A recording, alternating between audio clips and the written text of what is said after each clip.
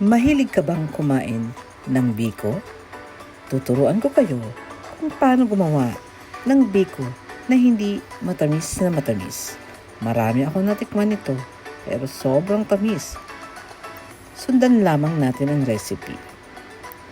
So maglagay lang tayo ng 3 cups of glutinous rice at hugasan natin ito.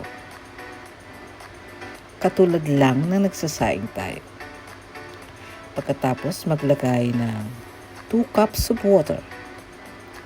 Sasaingin lang ito sa mahinang apoy. Maghanda ng pan.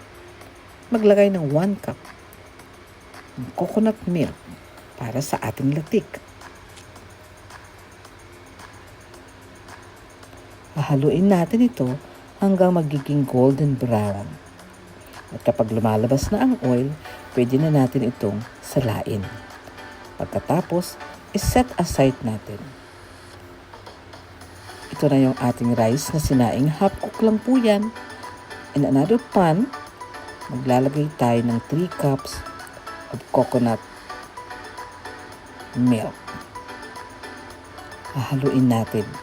Kapag kumulo na, ilagay na natin ang brown sugar na 1 1/2 cup. Kapag natunaw na ang asukal, ilalagay na natin ang 2 patak ng pandan. Optional lang po yan. At saka ang ating rice na sinaing or malagkit. Hahaluin natin ito hanggang mag-well combined at kapag makikita natin na medyo dry na siya, so luto na yan. Mag-prepare ng lagayan, pwedeng walang dahon.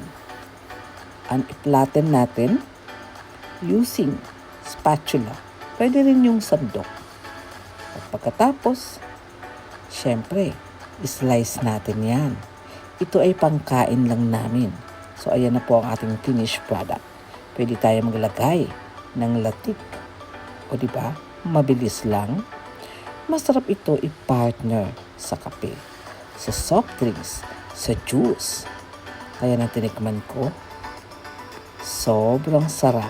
Kaya ano pang iniintay mo? Gumawa ka na rin ito. At dahil nasarapan ako, nagtimpla na rin ako ng kape dyan. Black coffee lang para magmamatch sila. Oh.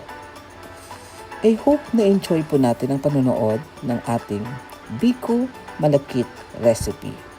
Pagpalain po tayo ng Diyos and have a blessed day sa ating lahat.